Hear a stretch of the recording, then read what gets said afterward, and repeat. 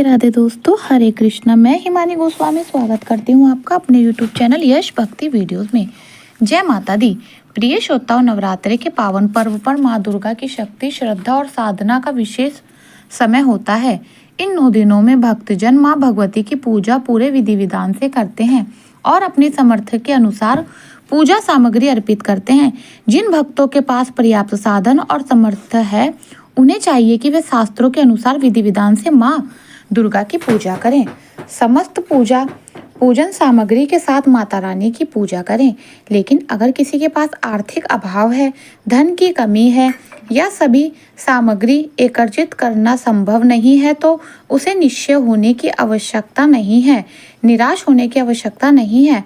माता रानी तो भाव की भूखी होती है।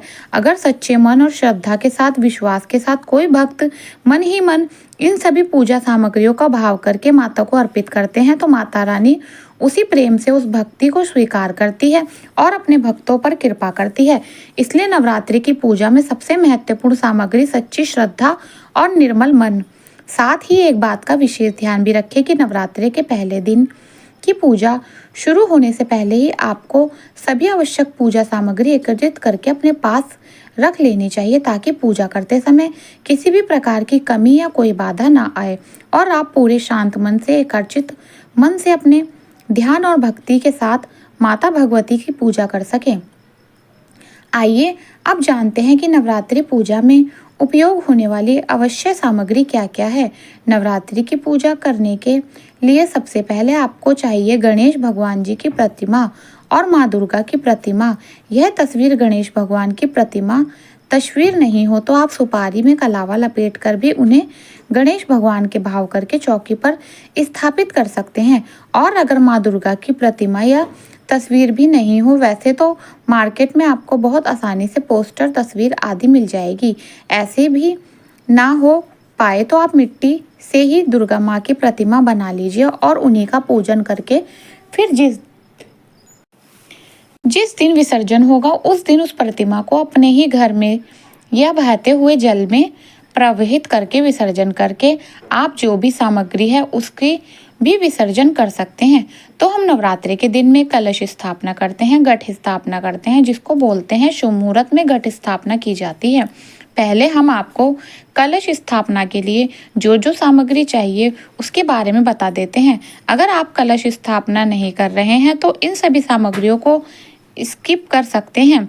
कलश स्थापना करने के लिए मिट्टी या तांबे का किसी अन्य धातु जैसे पीतल आदि कलश ले लीजिए।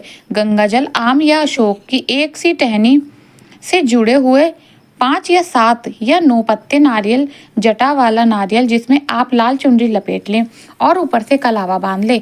पूजा करने के लिए आपको चाहिए और नारियल के अलावा कलश के कंठ पर बंधने के लिए आपको चाहिए होगा मूली यानी कलावा, रोली, हल्दी, कुमकुम, अक्षत, सुपारी, लौंग और इलायची, एक सिक्का, दूर्वा, इत्र कलश के अंदर डालने के लिए।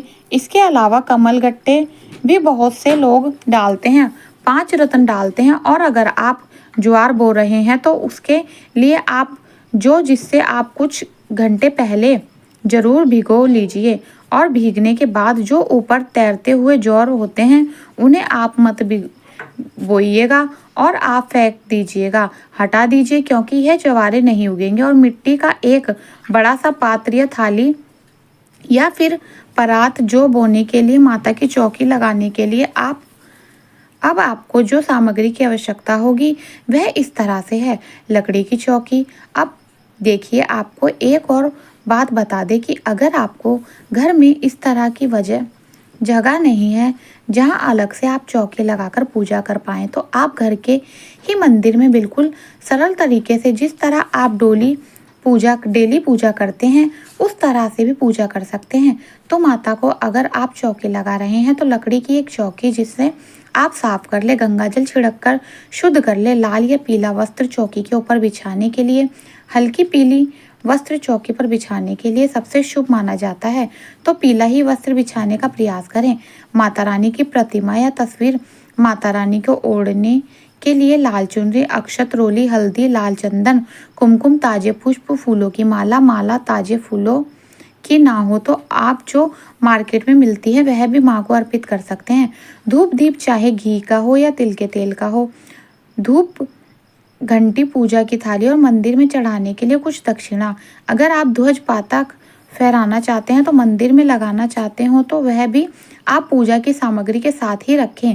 पहले दिन की पूजा के लिए जो सामान्य सामग्री आपको चाहिए होगी वह होगा गंगाजल, पंचामृत जिसमें दूध, दही, घी, शक्कर और शक्कर डाल लें, रोली, हल्दी, कुमकुम, अक्षत, फल, मिठाई और सुपारी जिसमें पान सुपारी, इलायची आप माँ को भोग स्वरूप यानी तंबुल के रूप में अर्पित करेंगे। अगर पाँच सुपारी इलायची मिले तो शक्कर का भोग भी आप लगा सकते हैं। और पहले दिन की पूजा में क्योंकि माँ शैलपुत्री की पूजा की जाती है, अलग से माँ शैलपुत्री की तस्वीर प्रतिमा ना हो तो माँ दुर्गा में ही आप माँ शैलपुत्री का ध्यान करके पूजा कर सकते हैं। माता रानी को अर्पित करने के लिए 16 श्रृंगार की सामग्री, 16 श्रृंगार की सामग्री ना हो तो सामग्रियों में आपको बता रही हूँ, उनमें से जो भी सामग्री आप अर्पित कर सकें वह जरूर करें। जैसे लाल चूड़ी, सिंदूर, कुमकुम, लाल चूड़ियाँ, बिंदी, काजल, मेहंदी, कंघी, शीशा, पायल या फिर नथ आदि सुहाग की वस्तु जैसे बिछुआ, कंगन, मंगलसूत्र आदि भी माता रानी को आप अर्पित कर सकते हैं।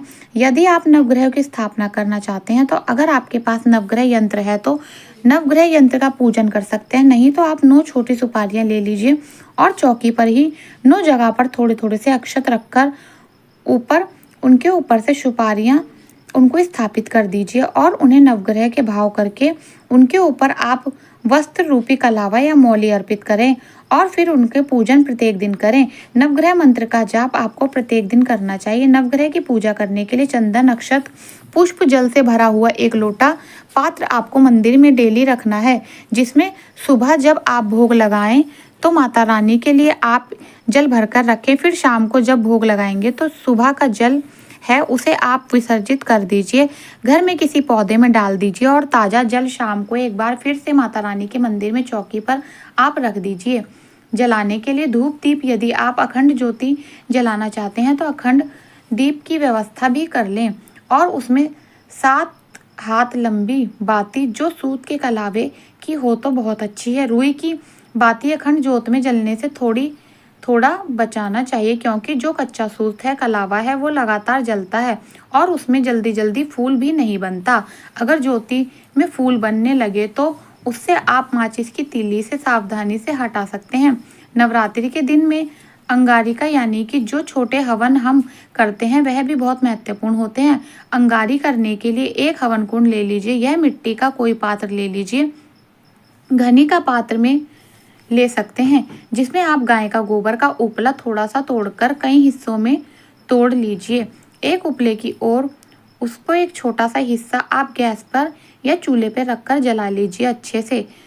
जब उसका धुआं शांत होने लगे तब उसे जलाते हुए उपले में आप कपूर डालें। तो कपूर आपको चाहिए होगा। हवन सामग्री में आपको चाहिए घी, कपूर, हवन सामग्री, गूगल, जौ, चंदन पाउडर और बहुत से लोग पहले दिन में माता रानी के श्रृंगार मंदिर में तो अर्पित करते ही हैं, अपने घर के आसपास के देवी मंदिर में भी श्रृंगार की सामग्री अर्पित करते हैं। तो श्रृंगार की सामग्री आप चाहें तो रख सकते हैं, जिसमें आप वो वाले श्रृंगार की सामग्री रखने से बचे जो छोटे छोटे पैकेट में मिलते हैं, जिसका इस्तेमाल नहीं हो सकता। ऐसी सामग्री आप अपने घर के मंदिर में भी ना रखें और मंदिर के आसपास भी ना चढ़ाएं, जो कि कोई सुहागन महिला इस्तेमाल भी ना कर सकती हो। अगर हो सके तो इन सभी सामग्रियों को आप नवरात्रि के पहले दिन की पूजा से पहले ही एक जगह पर व्यवस्थित कर रख लीजिए, ताकि पूजा के समय कोई बाधा ना आए और आप पूरे ध्यान, श्रद्धा और भक्ति के साथ माँ दुर्गा की आराधना कर सकें। बहुत से लोग तो नवरात्रि के एक दिन पहले ही शाम के पहले या शाम के समय तक चौकी भी लगा लेते हैं, ताकि अगले दिन विधि विधान से पूजा की जा सके। जिसके पास समय का अभाव होता है, यह थी आज की वीडियो। जानकारी अच्छी लगी है तो कमेंट बॉक्स में ज़रूर बताइएगा। तो कमेंट बॉक्स में जय माता दी जरूर लिखिए। राधे राधे।